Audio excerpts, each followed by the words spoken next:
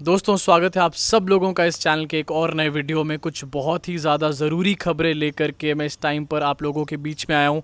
जैसे कि आप सब लोग देख सकते हैं कि मेरे पास एक प्रॉपर माइक भी नहीं है, प्रॉपर मेरा कैमरा भी नहीं है जिसको मैं यूज़ करके वीडियोस रिकॉर्ड करता हूँ। बहुत दूर हूँ अपने स्टूडियो से, अपने घर से, लेकिन फिर भी ये खबरें बहुत ही ज़्यादा ज़रूरी हैं क्योंकि मैं आज खबरों को देखकर मैंने एक चीज़ समझी कि एक तरीके से इरेज करने की कोशिश करी जा रही है, एक इमेज बिल्ड करी जा रही है और साथ ही साथ वो जो ट्रेजिडी थी, हज़ारों लाखों फैमिलीज़ के साथ जो ट्रेजेडी हुई सेकंड वेव के टाइम पे, कोरोना के टाइम पर, उसको इरेज करने पर इस टाइम पर गोदी मीडिया जुट चुकी है। और उसी से रिलेटेड कुछ खबरें मैं आपके साथ साझा करने वाला हूँ, शेयर करने वाला हूँ और कुछ बहुत बड़े सवाल यहाँ पर पूछने वाला हूँ। तो अगर आपको ठीक से आवाज़ ना आए, ठीक से वीडियो ना दिखाई दे, तो उस सब को आज अवॉइड कर दीजिएगा। आज सिर्फ और सिर्फ हम लोग न्यूज़ के ऊपर बात करेंगे, सिर्फ मुद्दों के ऊपर बात करेंगे।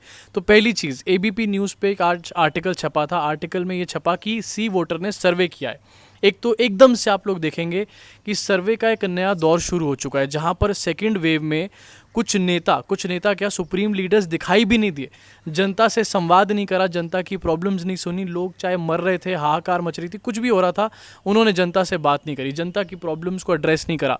वो सुप्रीम लीडर्स के ऊपर आज लगातार एक के बाद एक सर्वेस करे जा रहे हैं। सी वोटर का एक सर्वे निकल कर आया। सर्वे में ये बताया गया, एग्जैक्टली आंकड़े आपके स्क्रीन पर यहाँ लगा दूंगा यहाँ पर कहीं, लेकिन एग्जैक्टली आपको बता देता हूँ कि सर्वे में क्या लिखा गया था। सर्वे में ये बताया गया था कि लोगों से पूछा गया कि सरकार के कामकाज से क्या, सेकेंड वेव में जो कामकाज किया सरकार में ने, उससे क्या आप लोग खुश हैं। और लोगों ने ये आंसर दिया, ज़्यादातर लोगों ने आंसर दिया है कि वो सरकार के कामकाज से, सेकेंड वेव में जो उन्होंने कामकाज किया था, वो उससे बहुत ज़्यादा खुश हैं। अब मैं इसके बाद कुछ सवाल पूछना चाहता हूँ। वैसे तो उस आर्टिकल में लिखा हुआ है कि 40,000 लोगों से ये सर्वे किया गया, सवाल पूछे गए, लेकिन सबसे बड़ी चीज़ मैं यहाँ पर ये पूछना चाहता हूँ कि क्या 40,000 लोग काफ़ी है हमारे देश को रिप्रेजेंट करने के लिए। हमारे देश की जो आबादी है वो 130 करोड़ है, तो क्या 130 करोड़ लोगों को 40,000 लोग रिप्रेजेंट कर सकते हैं? पहली बात। दूसरी चीज़ ये, जिन लोगों से पूछा गया वो लोग कहाँ थे, कौन से स्टेट में थे? क्या वो लोग गुजरात में थे? क्या वो लोग किसी ऐसे स्टेट में थे जहाँ पर कोरोना का बहुत बड़ा, सेकेंड वेव का बहुत बड़ा असर पड़ा ही नहीं? या फिर वो किसी ऐसे स्टेट में थे जहाँ पर बहुत ज़्यादा आबादी नहीं थी, बहुत ज़्यादा डेंसिटी नहीं थी स्टेट की? किस जगह पर ये पूरा का पूरा सर्वे किया गया, इसके बारे में कोई भी इन्फॉर्मेशन नहीं दी गई। और अगर बाय चांस, मैं पूछना चाहता हूँ जिन लोगों ने सर्वे किया था और जो लोग इस सर्वे को छाप कर ये दिखाने की कोशिश कर रहे हैं कि देखिए भाई, नरेंद्र मोदी ने सेकेंड वेव में बहुत अच्छा काम किया था, उन लोगों से मैं पूछना चाहता हूँ कि इस सवाल के साथ कि आप संतुष्ट हैं कि नहीं है, सरकार ने अच्छा कामकाज किया या नहीं किया, इसके साथ आपको ये भी पूछना चाहिए था कि आपको ज़्यादा अच्छी कौन सी चीज़ लगी। क्या आपको ज़्यादा अच्छी गंगा में तैरती हुई लाशें लगी, या फिर आपको ज़्यादा अच्छा ये लगा कि जो हॉस्पिटल्स थे उसके बाहर लोग बिना एडमिट हुए उनकी जान जा रही थी, या फिर आपको ये ज़्यादा अच्छा लगा कि लोगों को ऑक्सीजन नहीं मिल रही थी, बेड नहीं मिल रहा था, और अगर मिल भी रहा था तो उनको रेमडेसिविर इंजेक्शन नहीं मिल रहा था, उनको लाइफ सेविंग ड्रग्स नहीं मिल रही थी। आखिरकार कौन सी ऐसी चीज़ है जिससे आप इतना ज़्यादा खुश हैं, जो आप ये दिखाना चाह रहे हैं कि सरकार के कामकाज जो हैं उससे देश की जनता में खुशी की लहर, बहुत अच्छा काम किया है सरकार ने। मैं क्लियरली बता देता हूँ एक बार फिर से, ये ऐसे सुप्रीम लीडर्स हमारे ऐसे हैं कि वो सेकेंड वेव के टाइम पे दिखाई भी नहीं दिए। जब तक बंगाल का चुनाव चल रहा था, रैलियाँ चल रही थी, सब लोग भर भर के दिखाई दे रहे थे, रोड शो हो रहे थे, रैलियां हो रही थी, सारे प्रोटोकॉल्स का उल्लंघन किया जा रहा था। लेकिन जैसे ही सेकेंड वेव बुरी तरीके से हिट कर गई, पीक पे पहुंचने लग गई, ये सारे के सारे लोग गायब हो गए, बिल में जाकर के छुप गए। हमने भी वीडियोस बनाई लगातार, मैंने भी बहुत सारी वीडियोस बनाई जहां पर हम लोगों ने कहा कि कहाँ हैं नरेंद्र मोदी, मिसिंग हो चुके हैं, अमित शाह मिसिंग हो चुके हैं। मेरी एक वीडियो थी, मुझे अभी तक याद है, जिसकी मैंने शुरुआत ये कह के करी थी कि अमित शाह देश छोड़कर भाग चुके हैं। ऐसी ऐसी बातें उस टाइम पर लोग कर रहे थे, और इस टाइम पर यह बताने की कोशिश करी जा रही है कि सरकार के कामकाज से बहुत खुश है देश की जनता, जो काम उन्होंने सेकेंड वेव के टाइम पे किया। पहली चीज़ ये इमेज बिल्डिंग का काम चल रहा है इस टाइम पे, क्योंकि अब सेकेंड वेव चली गई है तो इमेज बिल्डिंग का काम शुरू हो चुका है। क्योंकि पता था कि सेकेंड वेव के बीच में अगर चूँ चाँ भी करते, अगर थोड़ी सी भी बात बोलते, तो जनता पकड़ के भिगो भिगो के इनको जूते मारती। इसलिए उस टाइम पे तो कुछ किसी ने बोला नहीं, तो अब खत्म हो गया, सारा कांड हो चुका है, जनता ने एक दूसरे की हेल्प करी। हुआ क्या, आपको याद दिला देता हूँ। जब भी हम लोग सोशल मीडिया खोलते थे, हम लोग कोई भी वेबसाइट पे जाते थे सोशल मीडिया की, उस पर लोग एक दूसरे की हेल्प करते हुए नज़र आ रहे होते थे। अगर ये सोशल मीडिया ऐप्स ना होती, अगर ये प्लेटफॉर्म्स ना होते ना, तो हमारे देश की हालत बद से बदतर हो चुकी होती। ऐसी हालत हो चुकी होती कि जिसके बारे में आप कोई कल्पना भी नहीं कर सकते। लोग आपस में ऑक्सीजन का लेन देन कर रहे हैं, लोग एक दूसरे की ऑक्सीजन के लिए हेल्प कर रहे हैं, रेमडेसिविर की हेल्प कर रहे हैं, हॉस्पिटल्स की हेल्प कर रहे हैं, एम्बुलेंस की अरेंजमेंट कर रहे हैं। ऐसी सरकार जिसने लोगों को शमशान भी नसीब नहीं होने दिया, क्या आप सोच सकते हैं, क्या आप समझ सकते हैं या फिर मान सकते हैं इस बात को कि लोग उस सरकार के कामकाज से सेकेंड वेव में खुश होंगे? यकीनन नहीं होंगे। ये 40,000 लोग कहाँ हैं, कहाँ पर लोग हैं, कहाँ पर ये सवाल पूछा गया है? प्लीज़ एबीपी वाले इस बात का भी ब्यौरा निकल कर दें। इस आर्टिकल में छपा हुआ है। इसके बाद एक और आर्टिकल छपा था, आज तक पे आर्टिकल छपा था। मैं क्योंकि ये खबरें देख नहीं रहा हूँ, बिना देखे मैं आज आपके सामने रख रहा हूँ, तो हो सकता है मेरे से कहीं पर बीच में गलती हो जाए, तो मुझे आप माफ़ कर देना। कहीं आर्टिकल लगा देता हूँ साइड में। आज तक पे आर्टिकल छपा, उसमें बताया कि एक कंपनी जो कि मॉर्निंग कंसल्टेंट जिसका नाम है, बाहर की कंपनी है, ये भी सर्वे करती है। और ये 2019 जब से आर्टिकल 370 एब्रोगेट हुआ था हमारे देश में, तब से लगातार नरेंद्र मोदी के ऊपर सर्वे कर रही है और नरेंद्र मोदी को पॉइंट्स देती है। हर वीक या हर मंथ का कुछ इनका सर्वे होता है। उसका भी एक सर्वे सामने आया है। उसमें नरेंद्र मोदी के जो पॉइंट्स हैं, जो उनकी रेटिंग है, वो 20 पॉइंट्स गिर चुकी है। पिछले महीने भी गिरी थी, मैंने इसके बारे में वीडियो भी बनाई थी। लेकिन फिर से उनकी रेटिंग जो है काफ़ी ज़्यादा नीचे आई। 66% उनकी रेटिंग आई है। जो रेटिंग 86% रहती थी वो 66% आई है। लेकिन इसका पोर्ट्रेयल कैसे होता है, इसको लोगों को दिखाया कैसे जाता है, परोसा कैसे जाता है, ज़रा आप इस चीज़ को देखिए। हेडलाइन ये बनाई जाती है कि 66% पे तो खड़े हैं नरेंद्र मोदी, लेकिन फिर भी वर्ल्ड के जो लीडर्स हैं उनसे ज़्यादा ऊपर खड़े हैं।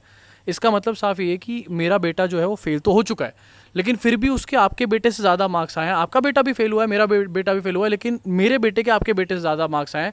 फेलियर में कंपटीशन, यहाँ पर फेलियर में कंपटीशन करके दिखाया जा रहा है।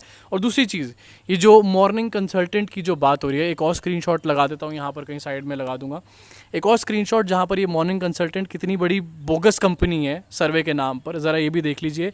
ये लोग ये कह रहे हैं कि इंडिया में 46% ऐसे लोग हैं जो वैक्सीनेट हो चुके हैं। वाह भाई, मुबारकबाद, आप सब लोगों को बहुत बहुत बधाइयाँ। हमारे को पता ही नहीं चला कि हमारे देश में कब लगभग 70 करोड़ लोग वैक्सीनेट हो गए, 65 करोड़ लोग वैक्सीनेट हो गए, और मॉर्निंग कंसल्टेंट हमारे को ये चीज़ निकल करके बता रहा है। तो इस आंकड़े से ही सरकार कह रही है कि 23 करोड़ के आसपास वैक्सीनेट हुए हैं, ये कह रहे हैं कि 46% वैक्सीनेट हो गए। इस आंकड़े से आप लोग समझ सकते हो कि ये जो मॉर्निंग कंसल्टेंट नाम की कंपनी है, ये अपने आप में कितनी बड़ी बोगस होगी। और साथ ही उसके बाद उसमें भी नरेंद्र मोदी फेल हुए हैं। साथ साथ उसमें ये भी पता चल रहा है कि नरेंद्र मोदी की रेटिंग बहुत गिर गई है नीचे। उसको भी किस तरीके से पोर्ट्रेल किया जा रहा है, क्यों? क्योंकि इमेज, एक वॉशिंग मशीन में नरेंद्र मोदी को डाल करके उनका इमेज मेकओवर कर करके ये दिखाने की अब कोशिश करी जा रही है, खासकर से बीजेपी के अपने कट्टर समर्थकों को, अंधभक्तों को ये दिखाने की कोशिश करी जा रही है कि देखो भक्तों, मोदी जी ने कितना अच्छा काम किया सेकेंड वेव के अंदर। इससे शायद कुछ भक्त तो बेवकूफ़ बन जाएंगे, लेकिन अब भक्तों की भी ऐसी हालत हो चुकी, क्योंकि यार सिचुएशन ही ऐसी है। भक्तों ने अपनी जान गंवाई। आपको याद होगा अमित जैन जायसवाल, जो कि आगरा का निवासी था, जिसको नरेंद्र मोदी खुद फॉलो करते थे, योगी आदित्यनाथ भी शायद उसको फॉलो करते थे, गुहार लगाता लगाता मर गया। बहुत बड़ा वाला अंधभक्त था। ऐसे ही बहुत सारे अंधभक्त हैं जिन्होंने अपनी मासी, अपनी ताई, अपनी मामी, अपने रिश्तेदार खोए, अपना भाई खोया। ऐसे बहुत सारे अंधभक्त। तो आज की डेट में ये जो ज्ञान समझाने की कोशिश करी जा रही है गोदी मीडिया के द्वारा, ये जो इमेज बनाने की कोशिश करी जा रही है, ये भी शायद हर अंधभक्त इसको आज मानने को तैयार ही नहीं है। आज इसको पूरी तरीके से अंधभक्त ही नहीं मानेंगे तो देश की जनता को तो आप छोड़ ही दीजिए। और क्यों आखिरकार ये सर्वेस करने की ज़रूरत पड़ रही है? क्या कोई ऐसा स्टूडेंट जो अपनी क्लास में आउट परफॉर्म करता है, बहुत अच्छा परफॉर्म करता है, बहुत अच्छे मार्क्स लेकर आता है, क्या उसके ऊपर ये बार बार उसको लिपापोती करने की ज़रूरत पड़ती है कि हमारा बच्चा बहुत अच्छे मार्क्स लेकर आया? नहीं, आपको ज़रूरत ही नहीं पड़ती किसी को बताने की। लोगों को अपने आप स्वयं ही पता चल जाता है। तो आखिरकार क्यों ये इमेज बना के दिखाई जा रही है? एक और चीज़ जो साथ में निकल कर आती है, थर्ड वेव सामने खड़ी है। एम्स का स्टेटमेंट कल शाम को आया निकल कर, जहाँ पर ये पता चला है कि 6 से 8 हफ्ते में, ऑफिशियल एम्स का स्टेटमेंट है, 6 से 8 हफ्ते के अंदर थर्ड वेव आने वाली है। थर्ड वेव, उसके बारे में कोई बात नहीं कर रहा। उसकी क्या तैयारियां, उसके बारे में तो ज़ीरो बात हो रही है। यहाँ बात हो रही है कि नरेंद्र मोदी ने कितना अच्छा काम किया सेकेंड वेव के अंदर। इसी के साथ आपके सामने एक और बहुत बड़ी खबर रखना चाहता हूँ, जिस खबर ने फिर से मुझे चौंका करके रख दिया। ज़रा देखिए अपनी स्क्रीन के ऊपर, आगरा का पारस हॉस्पिटल, आपको याद है कुछ एक हफ्ते पहले लगभग एक न्यूज़ आई थी जहां पर पता चला था कि इस हॉस्पिटल ने सेकेंड वेव के अंदर एक मॉक ड्रिल करी थी, जहां पर 21 लोगों की जान चली गई। इन्होंने ऑक्सीजन बंद कर दिया मॉक ड्रिल के अंदर और डेलिबरेटली लोगों का ऑक्सीजन बंद करके उनको मारने का काम किया।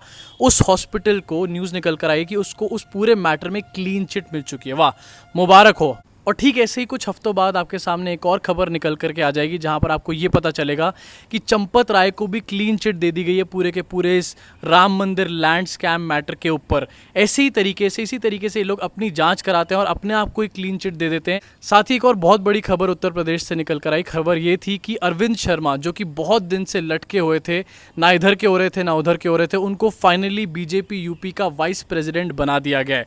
लेकिन इसके साथ एक और खबर निकल करके आई जहां पर यह पता चला कि कैबिनेट विस्तार की जो बातें हो रही थी, कैबिनेट एक्सपेंशन की योगी आदित्यनाथ के, वो खबर खत्म हो चुकी है। योगी आदित्यनाथ के कैबिनेट को भी एक्सपैंड नहीं करा जाएगा और इस चीज़ की जानकारी खुद यूपी गवर्नमेंट ने निकल करके दी, जहां पर फिर से एक बार योगी आदित्यनाथ ने नरेंद्र मोदी को एक बहुत बड़ा वाला और करारा वाला झटका दिया है। नरेंद्र मोदी जो लगातार अरविंद शर्मा को कैबिनेट में घुसेड़ना चाहते थे, उनको कैबिनेट में ना लेकर अपने कैबिनेट का विस्तार ही रोक दिया गया, कैबिनेट में लिया नहीं और फिर उसके बाद उनको सेटल किया तो कहाँ, बीजेपी यूपी के वाइस प्रेसिडेंट के पद पे। हालांकि ये भी अपने आप में बहुत बड़ी बात है क्योंकि अभी 2 दिन पहले मैंने आपके सामने खबर बताई थी कि अमित शाह ने यूपी की कमान संभाल ली है इस टाइम पर और जितने भी जिला स्तर के अधिकारी हैं उसमें अमित शाह अपने लोग भर्ती कर रहे हैं इस टाइम पे।